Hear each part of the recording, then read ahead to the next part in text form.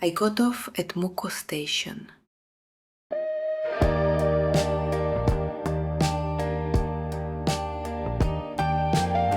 I decided to walk to Eodar Harbor. There were no traffic lights. The cars waited for my step, and that did not seem unusual here. It was the weekend. Nongol Damgir. The wind was strong. Moments later, the world grew hazy. I opened my eyes. It was snowing. Snow was layered over the wind, and the village in an instant became another place.